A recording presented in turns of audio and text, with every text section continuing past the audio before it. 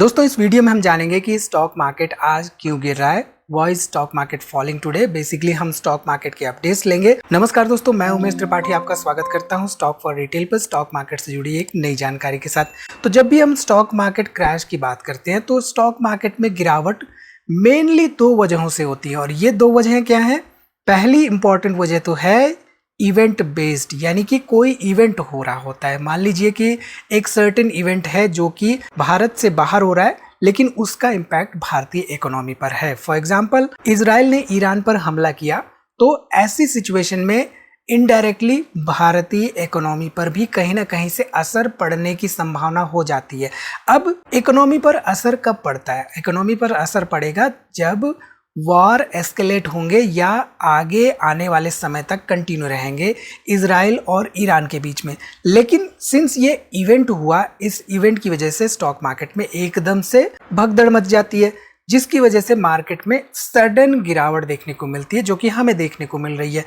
दूसरा important point होता है जब मार्केट इकोनॉमी के हिसाब से, इकोनॉमिक साइकिल के हिसाब से अपने आप को सर्टेन फंडामेंटल जोन में पाता है, उसकी वजह से स्टॉक मार्केट क्रैश करता है। मान लीजिए इकोनॉमिक सिचुएशन जो है वो बहुत डाउन है, डिमांड्स कम हो चुकी हैं और ऐसे में कंपनियों के पास वेयर हाउसेस में सरप्लस में प्रोडक्ट्स पड़े हुए हैं, लेकिन उनकी डिमांड कम होने के कारण सेल्स एकदम से कम हो चुकी है। ऐसे में अगले 2-3 महीने में या जो अगला क्वार्टर रिजल्ट्स आएगा उन क्वार्टर रिजल्ट्स में बहुत खराब डाटा हमें देखने को मिलेगा। तो इसको देखते हुए मार्केट इंटरप्रेट करता है कि मार्केट को करेक्ट होना चाहिए और मार्केट गिरता है। तो बेसिकली मार्केट या तो इवेंट्स पे गिरता है या अपने फंडामेंटल्स के हिसाब से गिरता है। ठीक है, तो यहाँ पे अगर हम ध्यान दें निफ्टी 50 पर, तो निफ्टी 50 पिछले कई दिनों से देखें तो आपको एक बॉक्स बनाता हुआ दिखाई दे रहा है और यही बॉक्स स्ट्रक्चर हमें देखने को मिला था 2024 के नवंबर के महीने। आप ध्यान दीजिए तो 2024 के नवंबर के महीने में हालांकि बॉक्स का स्ट्रक्चर छोटा सा था, कुछ दिनों के लिए था, लेकिन ये जो पर्टिकुलर हमने यहाँ पे ड्रॉ की हुई है लाइन, ब्लू लाइन, ये आप एक तरह से इसको समझ सकते हैं कि ये एक सपोर्ट लाइन है। अब इस लाइन को एक रेड कैंडल ने, बड़ी रेड कैंडल ने ब्रेक डाउन किया कन्विंसिंगली। तो जब कोई बड़ी रेड कैंडल हमारे सपोर्ट या रेजिस्टेंस लाइन को ब्रेक डाउन या ब्रेकआउट करती है तो ऐसे केस में संभावना ये ज़्यादा होती है कि मार्केट उसी दिशा में जाएगा जिस दिशा में उस कैंडल ने ब्रेक किया है। ठीक है, तो यहाँ पे बेसिकली अगले कुछ दिनों में बातें क्लियर होंगी कि मार्केट जो है वो फर्दर बियरिश जाएगा या जो उसने इस पर्टिकुलर पॉइंट से, यानी कि यहाँ पे ध्यान दीजिए तो अप्रैल 2025 के महीने से जो रिवर्जन दिखाया है वो रिवर्जन कंटिन्यू रहेगा। ठीक, अब अगर हम बात करें इजराइल और ईरान के कॉन्फ्लिक्ट पर, रीसेंट कॉन्फ्लिक्ट पर, तो हम देख रहे हैं कि बेसिकली इजराइल ने क्या किया है, उन्होंने कई सारे जगहों पर अटैक किया और उन्होंने खास तौर पे टारगेट किया है परमाणु वैज्ञानिकों को और न्यूक्लियर साइट्स को। तो उन्होंने ऐसा क्यों किया है? क्योंकि वो ये नहीं चाहते कि कल को ईरान भी एक न्यूक्लियर स्टेट हो जाए, वो ये नहीं चाहते कि कल को ईरान उसके ऊपर कोई अनहोनी घटना ना कर दे। ठीक, अब यहाँ पे ध्यान दीजिए तो आप देख सकते हैं कि जो अप्रैल का महीना था, अप्रैल के महीने में बेसिकली ईरान ने कई सारे ड्रोन अटैक्स किए थे इजराइल पर। उसके बाद ये देखा जा रहा था कि कहीं इजराइल ईरान पर बड़े पैमाने पर अटैक ना करे अगले कुछ ही दिनों में। लेकिन 13 अप्रैल के बाद, आज की तारीख है 13 जून, करीब करीब 2 महीने के बाद यहाँ पे इजराइल ने प्लान्ड वे में टारगेट किए हैं इनके परमाणु साइट्स को और इनके साइंटिस्ट को भी। ठीक, अब इसका असर हमें हर जगह देखने को मिलेगा। इसका बेसिकली सीधा सीधा असर क्रूड ऑयल के प्राइसेस पे देखने को मिल रहा है, जहां पे 13% से यहाँ पे क्रूड ऑयल के प्राइसेस में हमें बढ़ोतरी देखने को मिल रही है। तो जब भी क्रूड ऑयल के प्राइसेस में बढ़ोतरी देखने को मिलती है तो उसका असर कहीं ना कहीं मार्केट पे देखने को मिलता है और इसकी वजह से देखें तो ये वन ऑफ द रीजंस था क्रूड ऑयल प्राइसेस के बढ़ने से मार्केट जो है वो रिएक्ट करता हुआ दिखाई दे रहा है।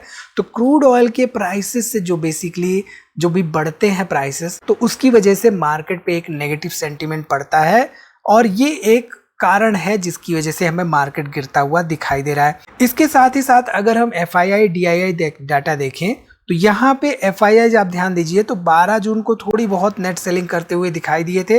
11 जून को भी उन्होंने नेट सेलिंग की थी।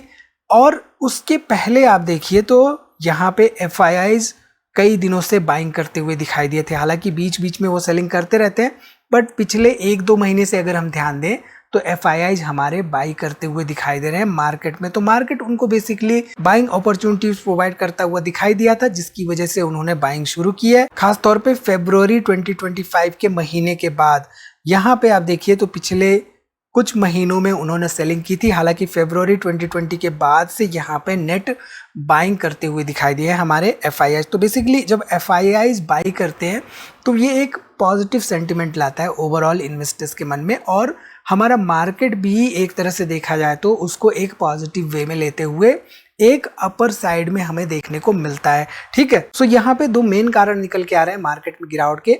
क्रूड ऑयल के प्राइसेस बढ़ते हुए दिखाई दिए और साथ ही साथ इजराइल ईरान के जो टेंशन्स हैं उसकी वजह से मार्केट में हमें सडन इम्पैक्ट देखने को मिल रहा है। अब यहाँ पे सवाल आता है कि फ्यूचर में क्या होगा। देखिए, फ्यूचर की बातें तो कोई नहीं कर सकता, लेकिन क्या हो सकता है उसके बारे में डाटा के बेस पे हम स्टडीज कर सकते। तो यहाँ पे जो हमारा मार्केट है, मार्केट के फंडामेंटल्स को समझने के लिए हम देखते हैं basically price to earning ratio.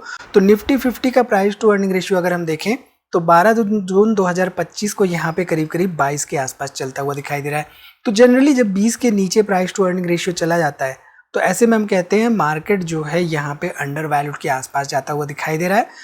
15 से कम जाता है तो मार्केट बहुत ज़्यादा अंडर वैल्यूड होता है, और बहुत कम इंस्टेंसेस ऐसे होते हैं कि 15 से कम हमें price to earning ratio Nifty 50 का देखने को मिलता है। तो ऐसे में हम कह सकते हैं कि मार्केट बहुत ज़्यादा ओवर वैल्यूड नहीं है अभी भी यहाँ पे हम कह सकते हैं कि ये एक अंडर वैल्यूड के आसपास ही ट्रेड करता हुआ दिखाई दे रहा है। तो all in all stock market में जो भी गिरावट देखने को मिल रही है वो गिरावट हमें इजराइल ईरान के टेंशन्स की वजह से मोस्टली देखने को मिल रही है, और खास तौर पे इसकी वजह से जो क्रूड ऑयल के प्राइसेस में बढ़ोतरी हुई है उसका भी प्रेशर हमें मार्केट पे देखने को मिल रहा है। तो इस वीडियो में इतना ही दोस्तों, मिलते हैं अगली वीडियो में एक नई जानकारी के साथ। तब तक आप अपना बहुत ख्याल रखिए, स्टॉक मार्केट के बारे में सीखते रहिए और ये वीडियो दोस्तों में भी शेयर करिए। वीडियो के दौरान कोई भी सवाल हो तो कमेंट पे पूछना ना भूलिए।